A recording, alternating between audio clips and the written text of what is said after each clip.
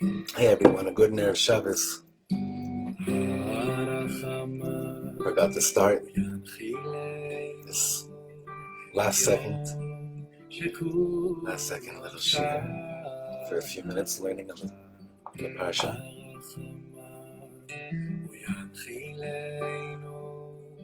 So join us, share the video.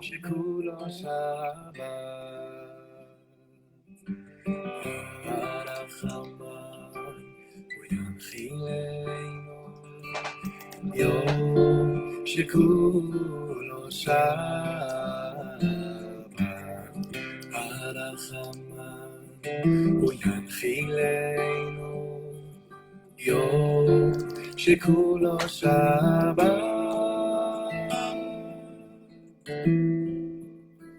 אוי יום שכולו שבת ומנוחה. יום שכולו שבת ומנוחה בחיי העולמים. יום שכולו שבת ומנוחה. יום שכולו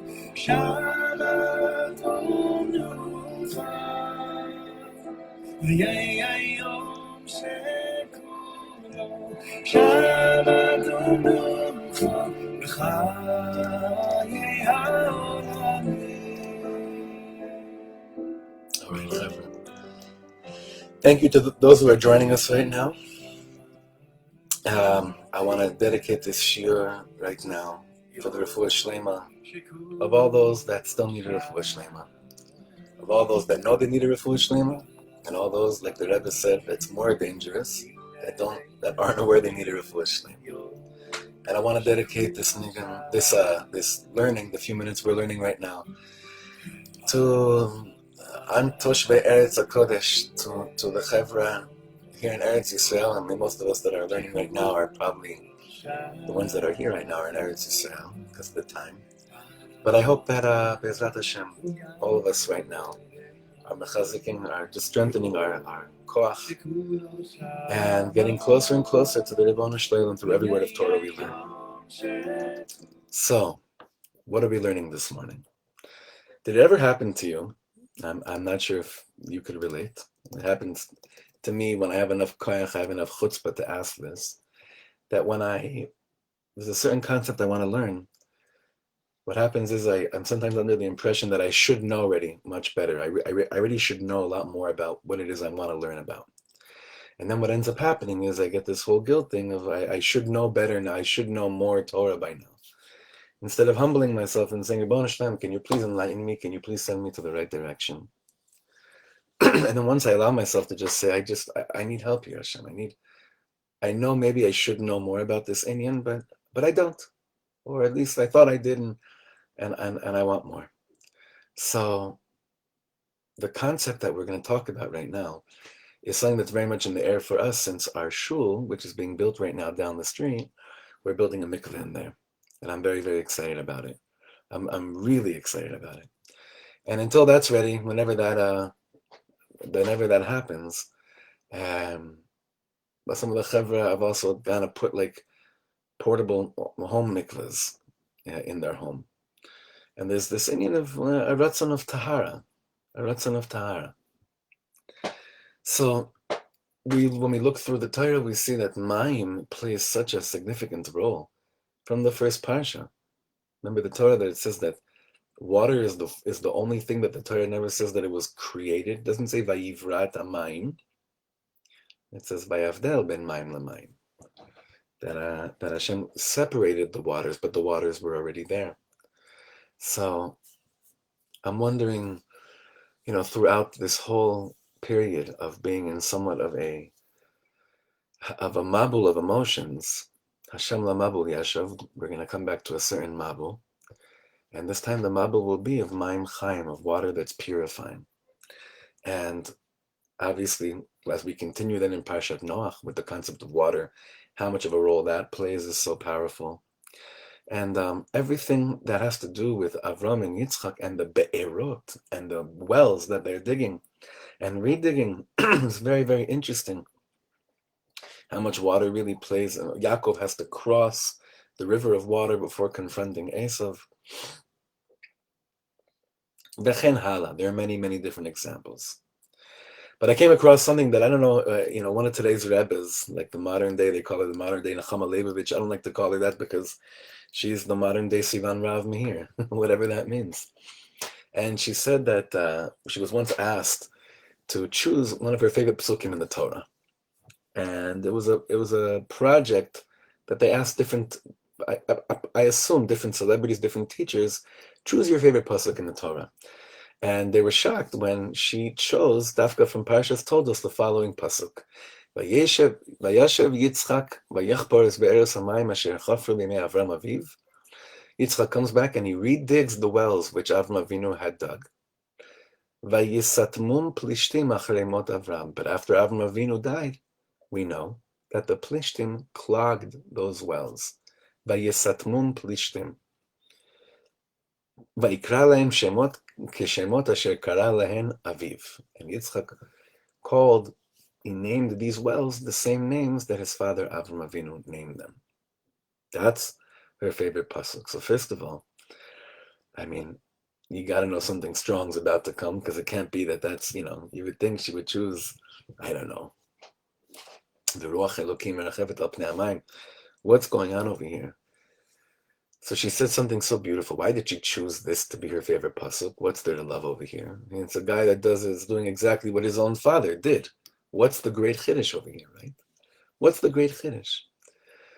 And even he not only does he dig the same wells that his father had dug, but he also gives the same names that his father had given already. So this is something that I really, really relate to, that I wanted to share with you. She said that we live in a world that we're filled with the constant need to impress and to be an innovator.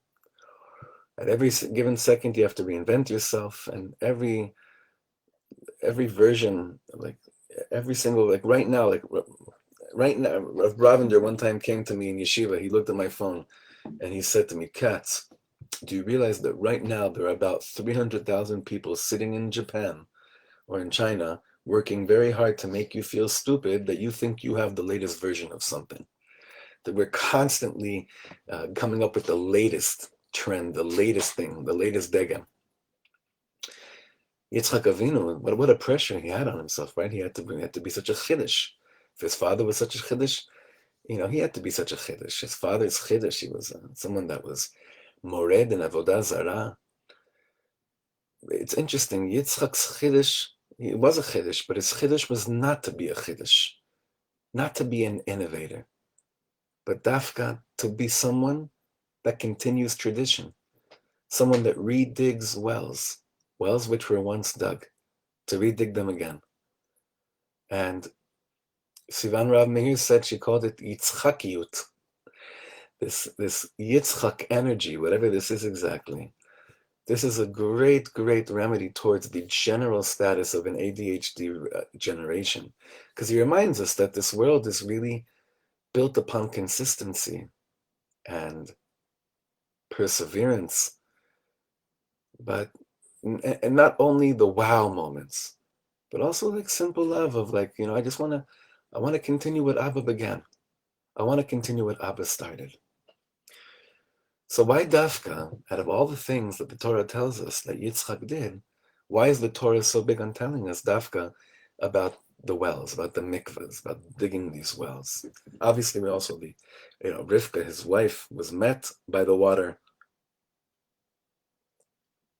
Yaakov then meets Rachel by the water. Moshe meets Tzipora by the. It's nonstop. So there's got to be something about the pnimius of what a be'er is all about, and the avoda of digging a be'er, that I want to learn with you for a few minutes. And this is based on Likutei Halachos, Reb Nosson's Hilchos Mikvahs. Reb Nosson says basically that when a person goes into a mikvah and he completely is absorbed within the water, So he's mevataling himself as if he's not in the world. I have a friend that his shita of toveling is that he goes into the water, he holds his breath, and he doesn't come out until he can't breathe anymore, and then he comes up. I wouldn't recommend this to everybody, but you understand that the concept is that, we always are trying so hard to figure out a way how to become humble and how to rid ourselves of gaiva. Remember the story that they came to the Baal Shem Tov, and they said to the Baal Shem Tov right before he passed away, who's going to be our Rebbe? Who's going to continue them? And the Baal Shem Tov HaKadosh said, the one that teaches you how to rid yourself of gaiva, that's the one that should be the Rebbe.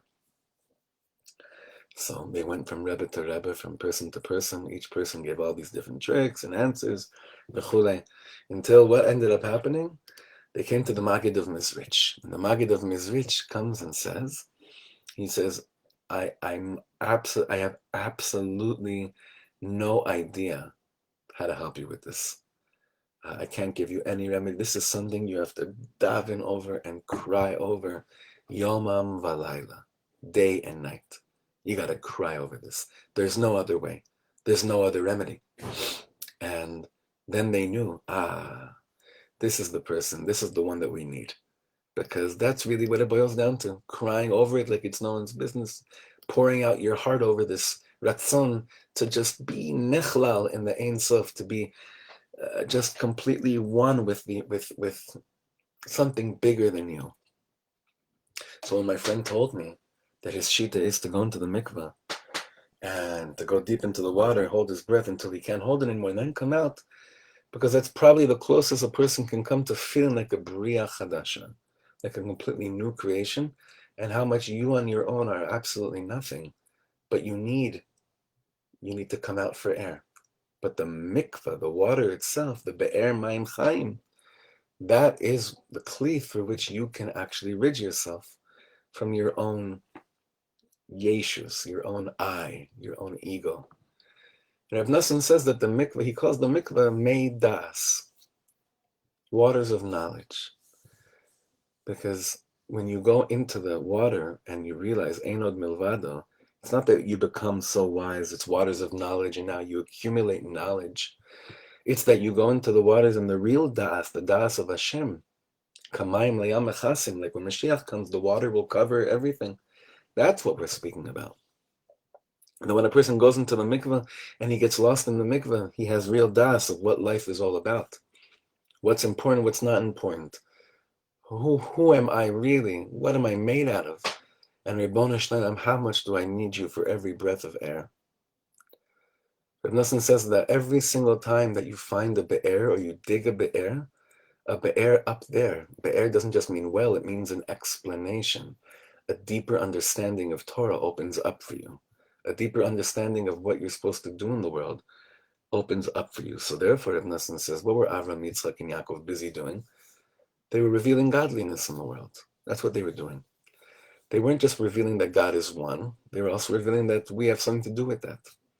And they were always busy with digging wells, because that was their avodah, to reveal godliness in the world. And a be'er is be'etzem, Reb Nosson says, a revelation of a place for God to be God in your life. You just got to dig it out. You have to dig it out.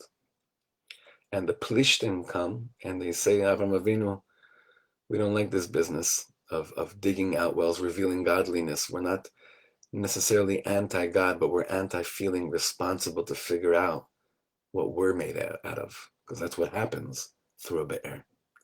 So what do they come and do? Sitmun Plishtim, they clog, they close, they shut off the be'erot that Avram Avinu had created. And Yitzchak comes back and says, nah, I'm sorry, Chavra, my father started something, and this is what it's going to be now. We have to create a place for ourselves to toivel, to go into the place of the unknown, fill ourselves with da'as of Hashem that isn't necessarily accumulation of intellectual knowledge, but rather the notion of who am I, what do you want from me in this world? And therefore, Reb Nosson says that when you look throughout Yiddishkeit, you look, when it comes to converts, but when it comes to anyone that wants to begin to go on a path of purity, He says, "Aschalas yiskarvus Yisrael avim shebashamayim hu al yedei tfilas mikvah." The beginning of getting close to Hashem is always through a mikvah. Because anyone that wants to get out of Tumah and go into purity has to tova, has to immerse themselves in holy waters. Just like we were before Matan Torah, we had to all immerse ourselves in waters, in mikvah. That's the mikvah of Shavuos. Like we know there's a very deep inyan of toveling before you receive the Torah on Shavuos every year. And also when a convert wants to come and convert and join Am Yisrael, he wants to join the Kedusha of Am Yisrael. What does he first have to do? He has to tovel. Why? Because it's just like an automatic purification process. It's that being part of Am Yisrael is being part of something where you realize that you immerse yourself in something that's bigger than you. This is how it's always been. This is how it's always going to be. What happens is that when you tovel yourself in a mikvah, Reb Nosson says, "Nisalmin v'niskasim v'chezu dehai alma legamre." What happens is you go into that water, and then what happens? What are you concealed from, and what's concealed from you? The whole illusion of this world. And all the tsaras, God forbid, which comes in our lives, through the toveling of the mikvah, we're able to put a mechitza between all our tsaras that can't touch me while I'm immersed in the mikvah, filling myself with das elyon, with das Torah.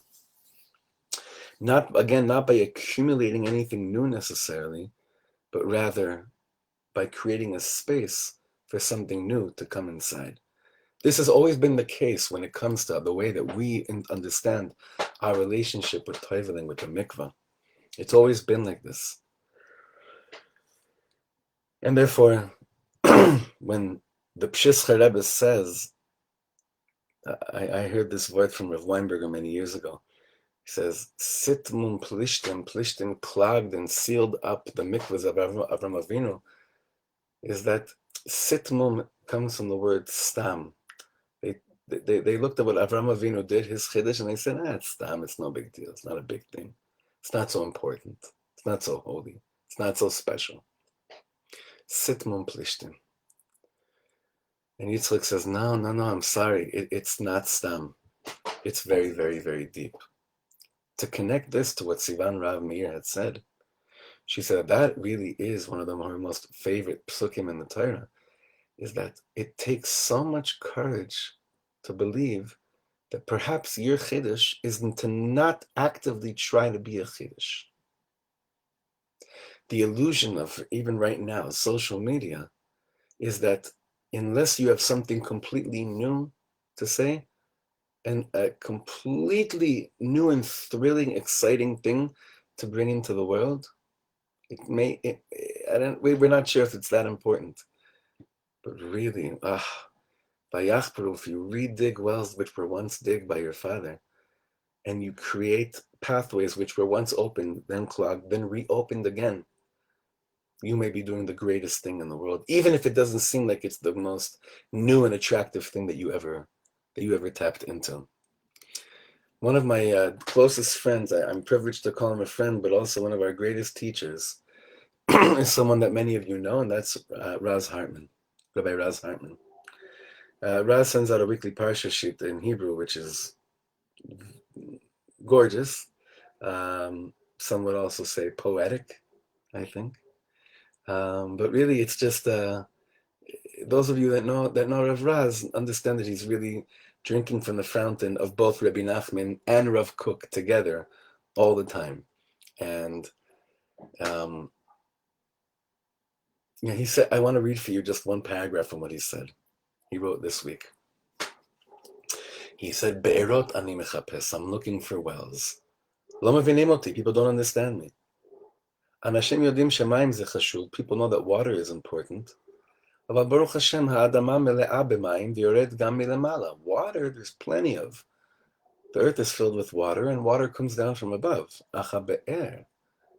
But a well, bimduni avotai, my parents, my fathers have taught me, hu amok yoter mitchunotav hagashmiim. There's something much deeper than just the physical shape of a well. יש בחפירה הזו, in the digging itself, בעומק הזה, נקודת יסוד לכל דרכי כאדם. There's a fundamental process, there's a fundamental point for all paths where I find myself through the digging of a well. The parsha, and he's going to say this so simply, but so beautifully. אדם צריך ללכת עמוק יותר ממה שיש על פני השטח. You gotta go deeper than what's in front of you. ומה ששופע שם, גם אם לפעמים נראה כואב ולא מקובל, הוא אמיתי יותר מגינוני השלום המדומים וחיצוניות השפע בעולם, שהינו רק ביטוי לעשירות הפנימית. Once you go deeper than the surface, once you're willing to say to yourself, I'm presented with something which in front of me seems horrific and horrible, and not something I want to attach myself to, but I'm willing to dig a be'er beneath the surface of what's in front of me, you'll find gold. You'll find gold. This is what Yitzchak brought down into the world. My father dug here, he found gold, they covered it. I'm going to go back, because I believe that Hashem Yisbarach is running the whole world, and even though he presented a lot of tests before me, he gave me a shovel to start digging. And the shovel today, I would say, is the power to cry out to Hashem. Hashem Yisbarach, my shovel is my mouth. My shovel is my mouth. I don't know if I'm such a chiddush in this world. I'll never know. I don't know. But what I do want to know is what's hiding beneath the surface of this really big michshol that's been put in front of me. What's hiding beneath it? So to sum up everything over here, this is the avoda, not just of water, but it's the process of what happens to us when, as people that are constantly digging, searching beneath the surface, trying to emulate the paths of our parents, of our fathers, our mothers. They always dug. And whenever they had enough guts to dig, they found gold. That gold didn't necessarily seem like the most thrilling and exciting thing in the eyes of others, but it definitely seemed like the most thrilling and exciting thing in the eyes of the beholder, in the eyes of the person that was digging, the chafirat habe'erot. So this is the parsha where it's really important to, I feel, to cry out to Hashem and say, Ribono Shel Olam, I'm going to keep on digging until my own mikveh is carved, and then I'm going to not just dig so that water, Maim Chaim, can now fill me. I'm going to go in that place. I'm going to jump into that empty space, that halal panui, that I, so to speak, created by my own digging. I'm going to immerse myself in it. I'm going to include myself completely in it. Nechlal. Now, the most beautiful thing in the world is that that's also the secret of Eretz Yisrael. Eretz Yisrael is one big mikveh. Right now, those of us that are here, we are. Our being is in a mitzvah, just like when we're in a mikveh. And you all know that the other mitzvah, of course, is sukkos, right? But your whole body is in a mitzvah. My brother-in-law once had all three at once. He had a sukkah that was built over a tiny mikveh in Eretz Yisrael. It was a pretty powerful thing. I don't know how if he's ever been able to do an avera after toveling in such a situation. But I want to give us the koyach to use our shovel, our peh, to dig, to be yitzchakiyut, like Sivan Rahav Meir calls it. Be'erot ani mechapes. I'm not just looking for water. I'm looking to figure out a way how to create a space for water to do its job in my life. Maim Chaim, the Torah Kedosha, should fill our mind, our soul, our passion, our love, our dreams. And we should be Talmidim of Avraham, Yitzchak, and Yaakov in the most pashut way. To be serious gold diggers. Good Shabbos Kodesh, everyone.